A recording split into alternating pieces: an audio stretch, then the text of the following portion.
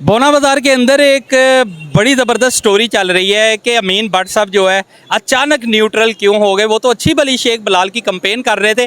शेख बिलाल के बारे में बताता चलूँ कि ये उम्मीदवार है सदर भोना बाज़ार के लिए, इलेक्शन की आमद है। जबकि जो दूसरा कैंडिडेट है यही है, वो भी उम्मीदवार है सदारत का, उसके लिए भी वो भी अपनी इलेक्शन कंपेन जारी रखे हुए था कि अचानक अमीन भट्ट साहब का एक बयान आता है और वो ये बयान दे देते हैं, शेख बिलाल की कंपेन को छोड़ देते हैं और फिर कह देते हैं मैं न्यूट्रल हूँ, लिहाजा यही मेरा भतीजा है, मैं चचा हूँ, चचा भतीजा की एक नई स्टोरी आ जाती है। बिस्मिल्लाहिर्रहमानिर्रहीम, अस्सलाम वालेकुम, मैं हूँ मन्नान अशरफ। ये तमाम तर हक़ाइक़ आज हम इस व्लॉग के अंदर रखेंगे कि अमीन भट्ट साहब को आखिर क्यों ये ज़रूरत पड़ी कि चचा भतीजा का जो रिश्ता है उसे कायम व दायम रखा जाए, उसे बनाया जाए, बड़ा मजबूत रिश्ता बनेगा। लाजमी बात है, चचा भतीजा तो दुनिया के अंदर कहीं भी है, बड़ा मजबूत रिश्ता होता है, लेकिन ये रिश्ता अचानक कैसे बन गया, इसके पीछे क्या हक़ाइक़ है, क्या स्टोरी है, यही अचानक भतीजा कैसे हो गया, ये बड़ी अहम स्टोरी थी। अब मैं आप जो हक़ाइक़ बताने लगा हूँ, यकीन करें इससे पहले वाकई मेरे पास मालूमात नहीं थी, इसलिए मैंने इस पर व्लॉग नहीं बनाया। अब मेरे पास मुकम्मल हक़ाइक़ है, मुकम्मल मालूमात है, जिसकी वजह से आज मैं ये व्लॉग बना रहा हूँ। मेरे तमाम ज़राए जो हैं और बड़े मजबूत ज़राए हैं, उन्होंने ये दावा कर दिया है कि यहिया की वाकई अमीन भट्ट साहब से सुलह हो चुकी हुई है और अमीन भट्ट साहब ने उसे माफ़ करके उसके साथ इश्क मशूक़ी यानी कि प्यार मोहब्बत जो है अब बढ़ा ली है, तो उसके साथ पूरी सुलह सफाई हो गई है। जिसके बाद अब यहिया जो है अमीन भट्ट साहब का भतीजा है। ये सुलह भी बड़े अहम तरीन यानी कि शख्सियात ने करवाई है, इसके अंदर बड़ा अहम रोल था। और आप अगर ये समझ रहे हैं कि मैं ये गलत बयानी कर रहा हूँ या ये गलत है, अमीन यहिया नहीं मानता या यहिया कहता है कि जी मेरी सुलह नहीं हुई है, तो फिर उसने व्लॉग क्यों नहीं डाला। जब अमीन भट्ट साहब का एक आया था बयान, तो उसके अगेंस्ट क्यों यहिया ने नहीं कहा नहीं जी मैं भतीजा नहीं हूँ, मेरे बारे में कोई ये बयान जारी नहीं करना। कल को मेरे आप कौन होते हैं अमीन भट्ट साहब कि मेरे गले में आप माला डालें, जबकि मेरी आपकी नाराज़गी चल रही है। और नाराज़गियाँ हमेशा वक्ती होती हैं, किसी की भी नाराज़गी परमानेंट नहीं होती है। लेकिन कोई व्लॉग नहीं, कोई बयान नहीं आया, जिसके बाद आपको मैं बताता हूँ असल स्टोरी क्या है। अगर आपने इस स्टोरी को वेरीफाई करना है, मेरी बातों को वेरीफाई करना है, तो जाके पूछे अरसलान अच्छी को, वो भी अपनी मार्केट के अंदर बैठा है, वो हयात है, अल्लाह उसे ज़िंदगी दे। मियाँ मुबीन साहब को अल्लाह ज़िंदगी दे, वो भी यहाँ मौजूद हैं, अपनी मार्केट के अंदर मौजूद होंगे, लिहाजा वो इस टाइम के ऊपर बैठे हुए हैं। और ये चीज़ बड़ी अहम है कि सुलह हो गई। अब सुलह का क्या मकसद था, सुलह तो हो गई, सारा कुछ हो गया, लेकिन उसके साथ साथ ये सुलह होने का बहुत ज़बरदस्त प्रेशर आया शेख बिलाल को, क्योंकि उसकी कंपेन फ़ौरन डिस्टर्ब हो गई। अब उसे दूसरा बड़ा ख़तरा शेख बिलाल को ये था कि अगर खुदा ना ख्वास्ता अमीन भट्ट साहब की तरह मलक अफजल साहब भी साइड के ऊपर हो जाते हैं, तो फिर इसका मतलब है कि जी ये कंपेन जो है बिल्कुल घुटनों के बल बैठ सकती है सदारत की।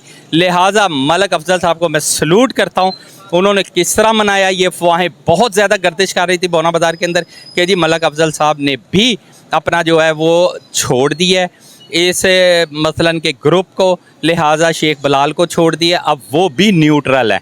जबकि मलक अफजल साहब ने अपना एक बयान फ़ौरन जारी किया रात को अपने साथियों के साथ, जिसके अंदर शेख वहीद बबर साहब मौजूद थे, शेख बिलाल उम्मीदवार जो सदर के हैं वो मौजूद थे, इसके अलावा रिजवान पप्पू साहब मौजूद थे, दीगर दो दोस्त और भी मौजूद थे। उनकी मौजूद के अंदर उन्होंने कहा कि जी बिल्कुल मैं न्यूट्रल नहीं हूँ, मैं शेख बिलाल के साथ ही हूँ। जिसके बाद ये सारा का सारा जो अफवाहें थी वो दम तोड़ गई। सलूट करता हूँ कि उन्होंने ऐसे मुश्किल घड़ी में, मुश्किल वक्त के अंदर, और जब कंपेन अपने पूरे रूज के ऊपर हो, उस टाइम के ऊपर उन्हें बिल्कुल नहीं तनहा छोड़ा, जिसकी वजह से एक दफ़ा फिर कंपेन के अंदर जान पैदा हो गई।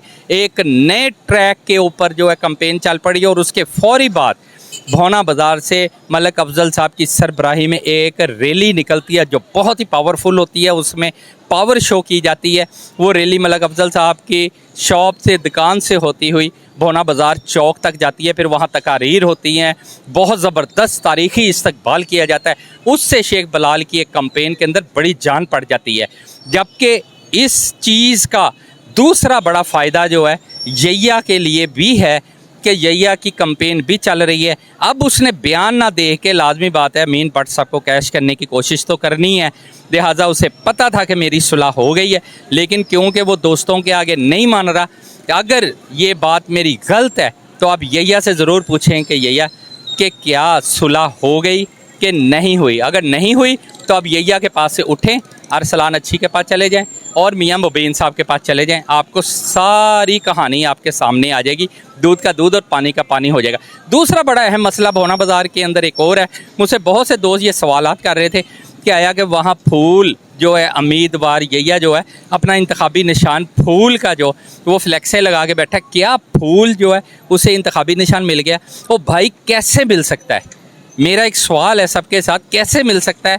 अभी तो 28 जुलाई को टेनोर ख़त्म होना है, जिसके अंदर अभी भी यैया सदर है, शेख जवेद जनरल सेक्रेटरी है। 28 जुलाई को ख़त्म होगा, 29 जुलाई को दोबारा एक मीटिंग कॉल हो सकती है, 30 को हो जाए, जब meeting call chief election commissioner की सरबराही के अंदर एक मीटिंग कॉल होगी, उसमें तमाम उम्मीदवार आएंगे, एक इलेक्शन की तारीख अनाउंस की जाएगी, उस इलेक्शन के अंदर फिर कागजात नामजदगी जमा होंगे, फिर उसमें इंतखाबी निशान चीफ इलेक्शन कमिश्नर की तरफ से अलाट किया जाएगा। वो इंतखाबी निशान जो है फ्लैक्सों की जीनत बनेंगे, लोगों को बताया जाएगा कि यैया ग्रुप की जानब से ये इंतखाबी निशान है, शेख बिलाल की तरह ये इंतखाबी निशान है, और अगर मलक मोहम्मद हुसैन कंटिन्यू रखते हैं अपनी कंपेन को और वो इलेक्शन भी कंटेक्स्ट करते हैं, क्योंकि अभी वो उम्मीदवार हैं सदर के भोना बाज़ार, तीसरा ग्रुप वो है, तो फिर उन्हें भी इंतखाबी निशान में दिया जाएगा, फिर वो अपनी कंपेन करेंगे। ये तमाम तर हालात है। कैसे मुमकिन है कि आपकी अभी तक कोई इलेक्शन कमिश्नर के साथ सिर्फ मीटिंग्स तो हो रही है, अभी कागजात नामजदगी जमा ही नहीं हुए, कोई इंतखाबी निशान किसी को लाट ही नहीं हुआ, फिर आप इंतखाबी निशान की कंपेन किस तरह कर सकते हैं? जबकि यैया की जो एक रैली निकली थी उसके अंदर भी फूल की इंतखाबी निशान की यानी कि उसमें उन्होंने मार्केटिंग की थी। लेकिन कैसे मुमकिन है कि अभी इंतखाबी निशान के बगैर आप अपनी मर्ज़ी से इंतखाबी निशान, जबकि मेरी मुसफ़ा डार साहब से बात हुई, मुसफ़ा डार के बल्कि इंटरव्यू के अंदर उन्होंने ये मुझे एक कागज़ दिया था जिसके अंदर थी 3 अगस्त को इलेक्शन अनाउंस हो चुका है। और भैया ना 3 है, अब जो मुझे ज़राए ने बताया, ना 3 है ना 13 है, कोई भी चीज़ नहीं है। अब भी इलेक्शन की तारीख अनाउंस होनी है, कम से कम जब टेनोर पूरा होगा उसके बाद 1 से 1.5 माह अगर मिलता है दोनों पार्टियों को, फिर वो कंपेन करेंगे और बड़ी मजबूती के साथ। लेकिन मैं एंड पे फिर बार बार कहता हूँ कि अगर अमीन भट्ट साहब के टूटने के बाद, न्यूट्रल होने के बाद, अगर मलक अफजल साहब भी न्यूट्रल हो जाते ना, तो यकीन करें मैं दावे के साथ कहता हूँ कि शेख बिलाल साहब की जो इलेक्शन कंपेन है घुटनों के बल आ जानी थी। ये मैं कुछ राज जानता हूँ, कुछ चीज़ें जानता हूँ, लिहाजा मैं दोस्तों को यही कहता हूँ कि सलूट है कि मलक अफजल साहब न्यूट्रल नहीं हुए। मनाने शरा को इजाज़त दीजिए, नेक्स्ट प्रोग्राम में दोबारा मुलाकात होती है। अल्लाह हाफिज़।